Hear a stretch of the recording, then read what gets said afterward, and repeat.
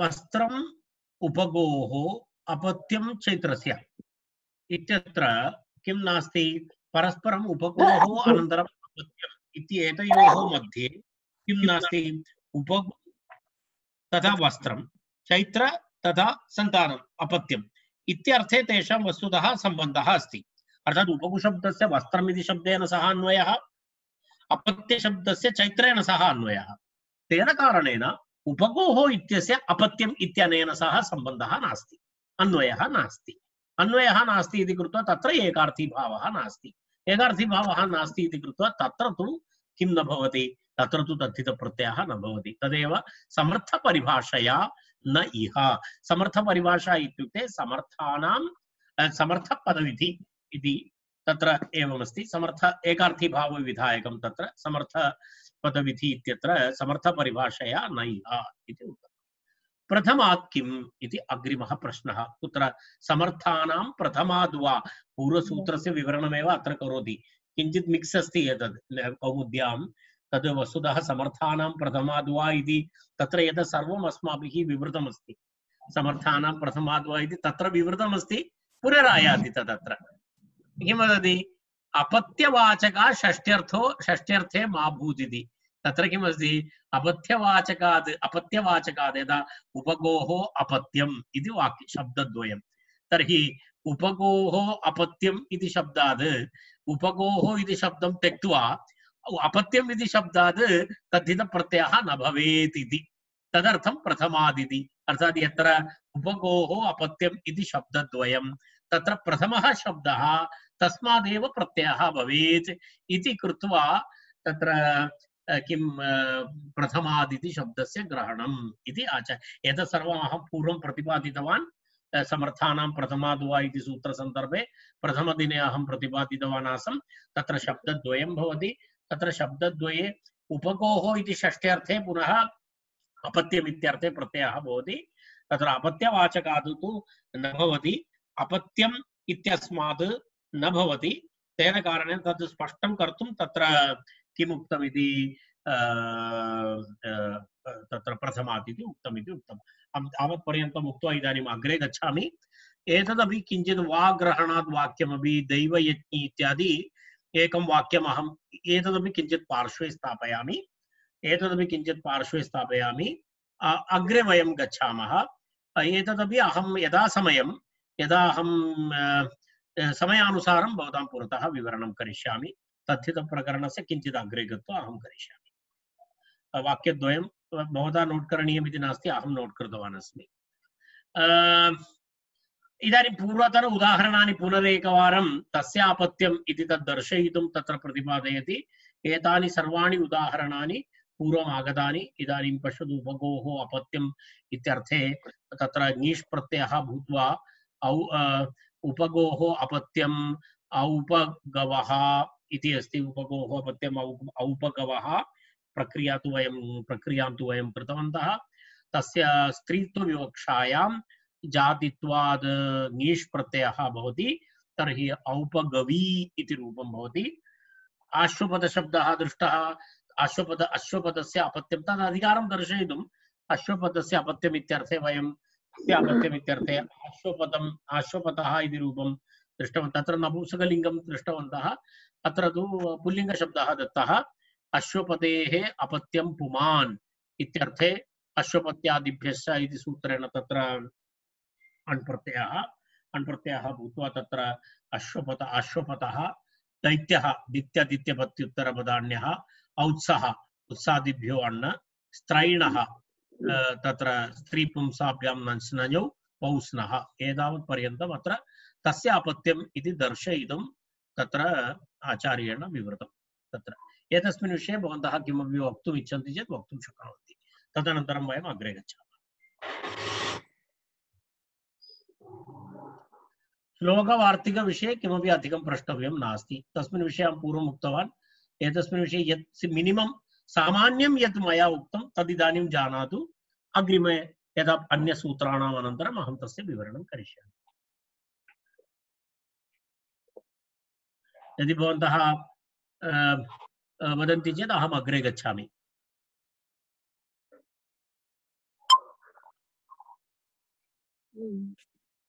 अग्रे गच्छामि वा?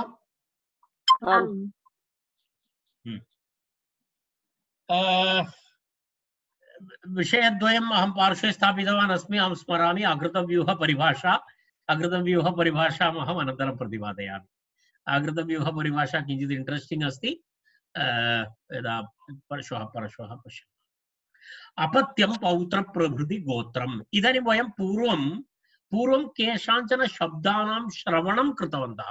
यदा गोत्रापत्यं, युवापत्यम् इत्यादि शब्दानां ते वस्तुतः गोत्रापत्यं नाम किम्, वस्तुतः युवापत्यं नाम एतत् सर्वं संज्ञाः सन्ति। अत्र गोत्रमिति यदि वयं वदामः तत् सर्वं गोत्रम् इति नास्ति। तत्र एकैकस्य विवरणमस्ति, तत्र संज्ञा अस्ति। संज्ञाविधायकं सूत्रम् अपत्यं पौत्र प्रभृति गोत्रम् इति। किं सूत्रम्?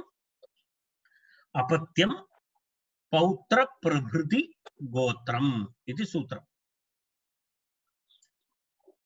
त्रिपदं सूत्रं, संज्ञा सूत्रं, गोत्र संज्ञा विधायकं सूत्रं महत्वपूर्णमस्ति।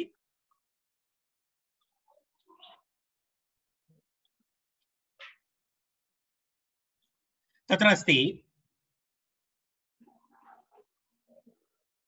गोत्रम् इत्युक्ते साक्षात् पुत्रः तत्र न अन्तर्भवति।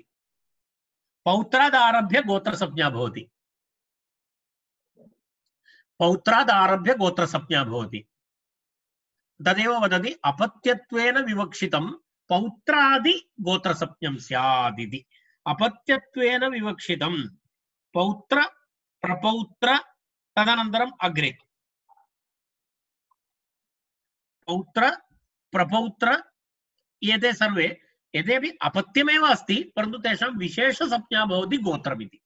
वस्तुतः एतत् सर्वम् अपत्यमेव, परन्तु तत्र विशेषतया अपत्यत्वेन विवक्षितं पौत्रादि किं भवति? गोत्रसंज्ञं स्यात्। अर्थात् अपत्यमस्ति, सर्वम् अपत्यमस्ति। यदा पञ्चपीडी भवति चेदपि अपत्यमेव अस्ति, परन्तु तत्र काचित् विशेषसंज्ञा भवति। का संज्ञा? गोत्रसंज्ञा। कुतः आरभ्य? पौत्रादि, पौत्र प्रभृति। अपत्यं पौत्र प्रभृति गोत्रम्। अपत्यार्थे पौत्रादारभ्य यत् सूचनीयम् इति अस्ति, विशेषसंज्ञा अस्ति तत्र गोत्रमिति।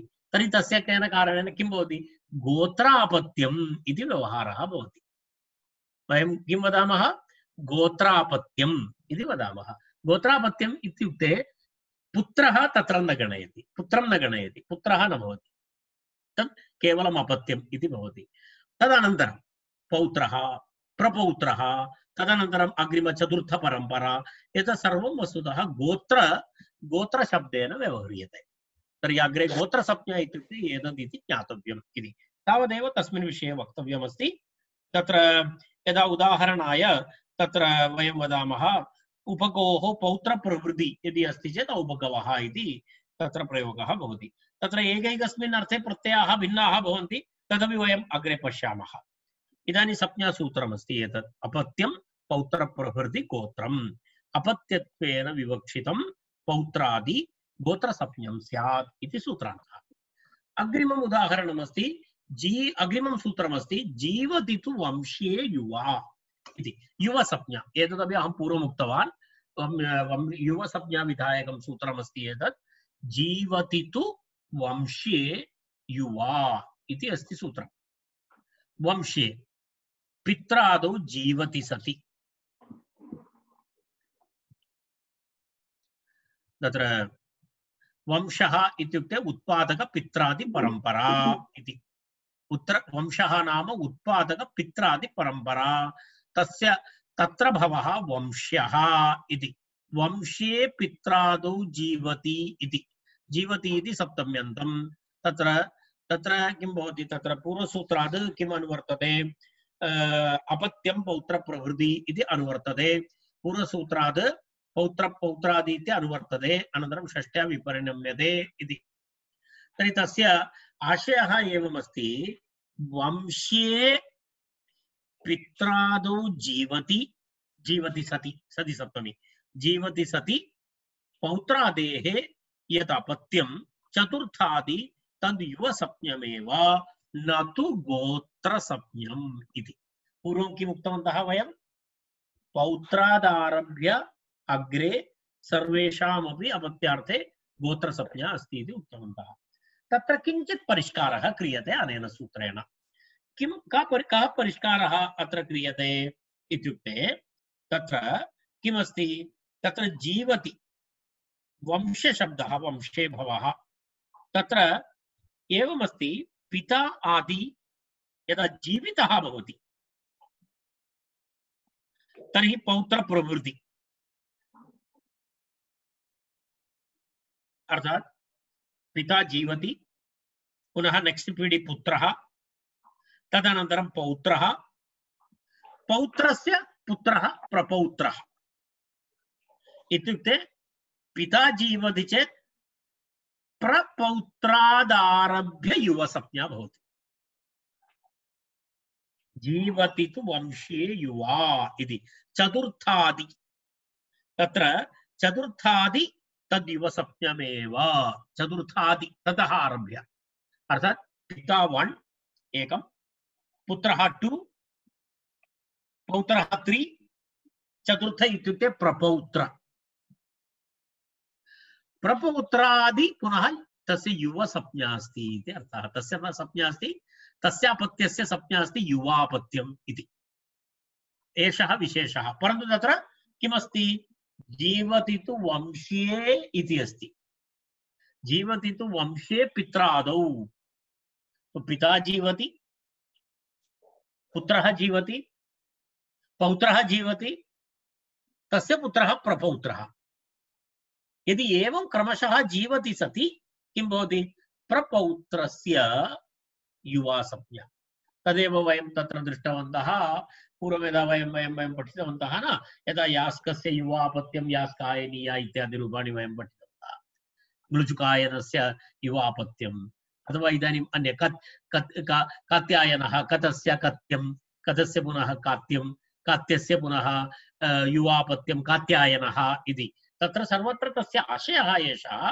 तत्र वस्तुतः पीढीत्रयं, परम्परात्रयं जीवति।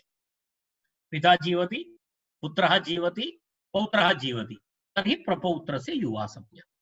तदेव वंशे पित्रादौ जीवति सति पौत्रादेः यदापत्यं, पौत्रादेः यदापत्यं चतुर्थ आदि, तदारभ्य आदि चतुर्थतः आरभ्य अग्रे पंचम वा षष्ठे तावत् न जीवति।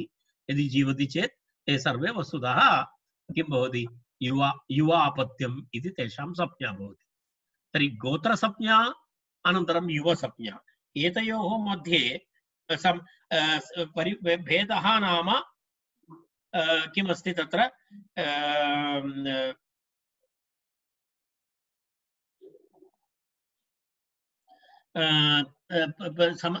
अत्र एवमस्ति, एतयोः द्वयोः भेदः नाम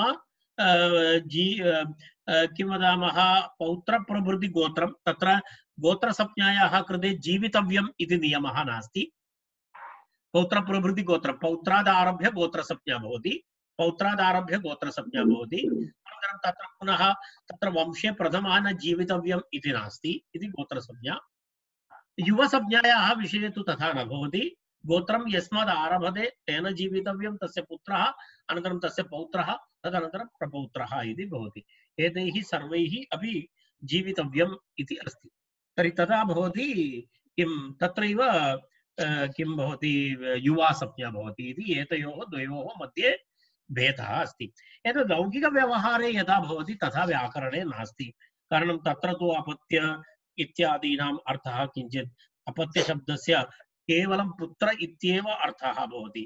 व्याकरणशास्त्रे तु तथा नास्ति। गोत्रापत्यम् इत्यपि भवति। यदा आत्मज, एतत् पश्यतु, एकम् एकम् एकम् एकम् एकम् एकम् एकम् एकम् अमरकोश कुत्र अस्ति? तत्र एकनिमेषः, अमरकोश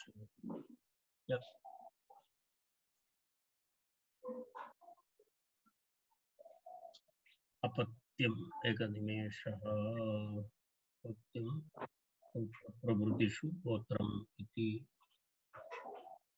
एक अमरकोश, कोशस्य एकं दृष्टं मया आसीत्। तत्र पश्यतु एवमस्ति सामान्यतः लोकव्यवहारे एवमस्ति आत्मजः तनयः सूनुः सुतः पुत्रः स्त्रियां त्वमी आहुर्दुहितरं सर्वे अपत्यन्तोगन्तयो समे इति एकम् एकं वाक्यमस्ति तत्र इत्युक्ते तत्र सर्वत्र अपत्यशब्दस्य पुत्रः इत्येव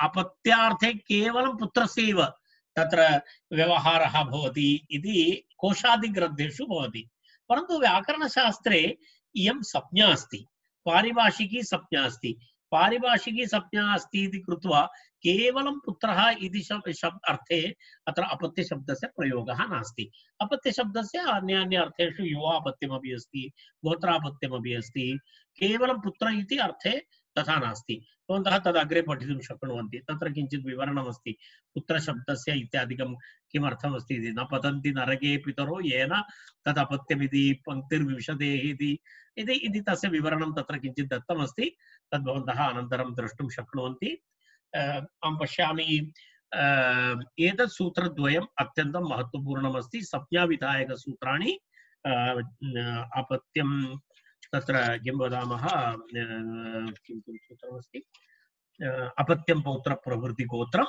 तदनन्तरं जीवति तु वंशे युवा इति संज्ञाविधायकसूत्रम् अद्य प्रक्रियाभागः बहु न्यूनः आसीत् कारणम् अद्य पुनः विवरणादिकभागः आसीत् श्वः आरभ्य पुनः एतस्य आधारेण प्रक्रियाभागस्य वयं पुनः आरम्भं कुर्मः इतोपि एका द्वित्रि संज्ञाविधायकसूत्राणि सन्ति भ्रातरि च जायसि इति संज्ञाविधायकं सूत्रमस्ति वान्यस्मिन् सपिण्डे स्थविरतरे जीवति इति संज्ञासूत्रमस्ति इदानीं द्वित्राणि सूत्राणि इतोपि तत्र संज्ञाविधायकसूत्राणि सन्ति तदनन्तरं पुनः प्रक्रियाविधायकानि सूत्राणि भवन्ति अहं पश्यामि इदानीं समयः जातः भवन्तः एकवारं तत् पठन्तु अद्य तदनन्तरं वयं पुनः अग्रिमसंज्ञासूत्राणां श्वः विवरणं कुर्मः यदि कोऽपि संशयः अस्ति भवन्तः मां प्रष्टुं शक्नुवन्ति